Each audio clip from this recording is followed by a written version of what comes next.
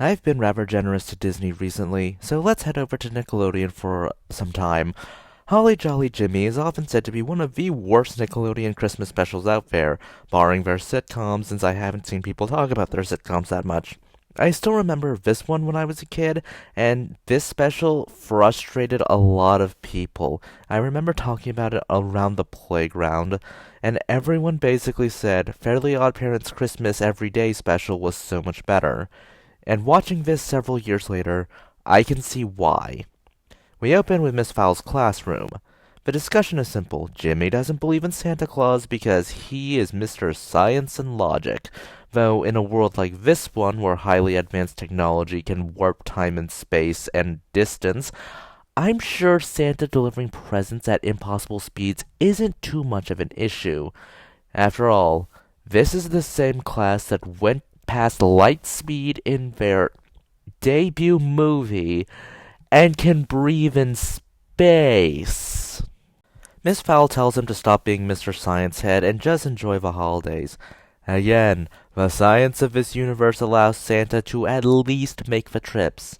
There's also my other issue with this. This song is cringe because nobody can sing.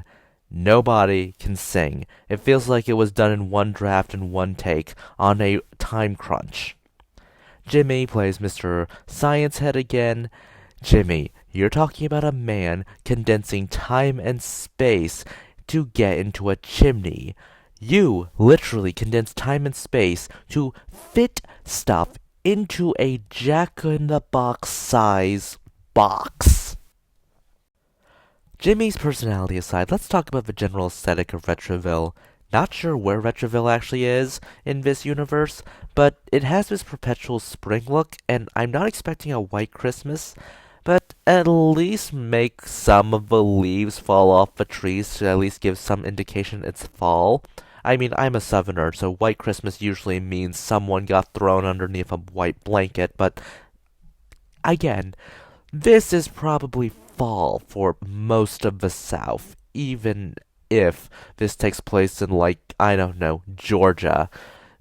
Please do something like this. Not whatever Retroville is. I guess there are places where Retroville makes a realistic look, but come on, it's very not Christmassy. I mean, I'm not expecting every shot to be this. Seriously, this is just like a fantasy they have. I think Liv and Maddie Callie style did the whole Christmas without the snow bit so much better. But back to the worst Jimmy Neutron episodes. The worst one of them are a broad category that have Jimmy basically look like a gargantuan jerk who goes unpunished or is poorly punished, or the narrative sides with him rather than anyone else. I'm with Cindy here. You don't need to be a jerk about Christmas and Santa Claus. Don't ruin other people's fun. So apparently Jimmy's anti-Santa behavior comes from the fact that he didn't get what he wanted 2 years ago. So Sheen's explanation is that Jimmy was simply on the naughty list, saying that didn't you destroy the planet 2 years ago? Well, nearly destroy the planet 2 years ago? Yeah, I can see why that would land someone on the naughty list. So Cindy and Libby want to catch Jimmy in a humiliating blow-up-in-his-face experiment bit, so they can at least get back at him for Carl. You idiots, you're just doing this to indulge in sadism. You don't care about Carl. You're equally as cruel to him on your off days. They get themselves stuck into the hypercube. Once more. That guy going down a chimney shouldn't be issue when you can warp space and time in this universe. Jimmy is such a Santa denier that even at the gates of Santa's workshop, he believes this to be an elaborate army outpost in disguise. Jimmy, this is the North Pole. This isn't some random place in the middle of a populated area. When people go to the North Pole, they expect to see ice, snow, and in the case of the 2020s, slush because it's all melting. Jimmy, if you want to hide an outpost, you wouldn't do this. There comes a point where your denial is so strong that he believes this is a conspiracy by all the parents to basically order from the same place and get it delivered from here. Okay. And he thinks believing in Santa Claus is crazy. I mean, the dude is just the Santa denier meme at this point.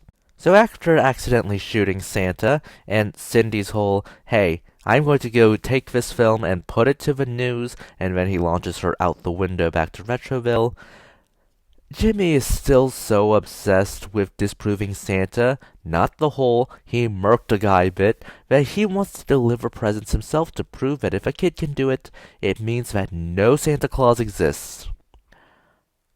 Oh, and Libby and Cindy sneaked the footage off of Jimmy blasting Santa, but whatever, not important.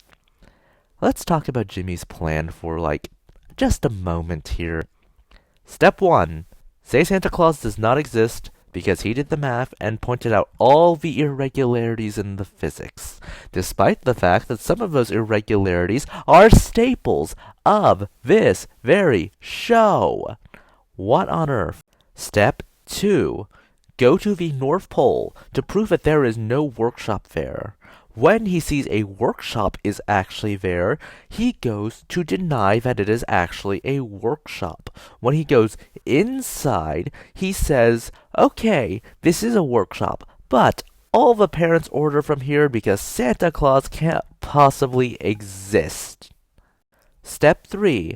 Accidentally zap Santa so that he cannot deliver gifts. Step 4. Show little, if any, remorse for nearly killing a guy, and then claim that you're going to do Santa's job, thereby this invalidates Santa. Mr. Neutron, you do not believe Santa exists because you think it is scientifically impossible to do what he does. So what you intend to do is basically what he does. Let's see all the paths that this could reasonably end up. Outcome 1. Jimmy has no incentive to actually give his all. His goal is to disprove that Santa exists by saying delivering presents in one night is impossible. That was the thesis at the beginning of the episode. If he doesn't complete the task, he ultimately ends up winning because he didn't deliver all the gifts in one night. Outcome 2 is what the narrative tries to go with. If Jimmy succeeds at delivering all these gifts in one night, he proves that there is no Santa because a kid just did what Santa would normally do on Christmas Eve. So Jimmy has no incentive to succeed to validate himself, or Jimmy does succeed and ends up invalidating himself. Or in his mind, and how his narrative treats him, he ends up validating his own thesis. Except that's not what his thesis was. His thesis was that Santa does extraordinary things that are scientifically impossible. So, if Santa, or anyone else in place of Santa, does not do what Santa does, then he, Jimmy, ends up winning. But if he does what Santa does, he somehow says that he's also going to win, even though, by his own admission, he would end up proving that what Santa does is perfectly possible. Think, James Isaac Neutron. Think. Oh, and his rocket breaks apart, and the actual Santa has to rescue them. And somehow Jimmy gets his gift from 2 years ago, even though Santa Claus has been letting it cool for 5 years. So, wait. So, does Santa just randomly have pieces of dwarf stars just laying around cooling somewhere, and that's why it took 5 years? Because Jimmy said he asked for it 2 years ago. Or is this some kind of wibbly-wobbly, timey-wimey nonsense? Oh, and Libby and Cindy get coal. On one hand, I should have a problem with this even though they were in the right, but at the same time, they went to the trouble to try to humiliate Jimmy because he made Carl sad, even though I don't think Carl ever objected to being with Jimmy. They were doing this to massage their own egos, and they did publicly post the whole shooting Santa by accident thing and tried to humiliate Jimmy across the world. They probably would deserve worse, because just because you're right does not mean you have a mandate to be an asshole about it. If there's anything this episode needed, it was a second draft. Jimmy comes off as sanctimonious as hell, even more so than usual, with even his penance of him delivering all these gifts was simply, oh, I'm going to use this to inflate my own ego. He really doesn't get a big, swallow the humble pie in one bite moment. Sure, he gets a moment where he has to be humbled, but it's never allowed to sit in, not to mention he did get what he wanted in the end. Meanwhile, Libby and Cindy could really have used some more time to develop their subplot. Also, I skipped over a Hugh Pie subplot, but honestly, let's be real here. I had enough of this 24-minute episode. Those are just my thoughts. Please consider liking, subscribing, tipping the channel on Ko-fi. This is Cyril signing off.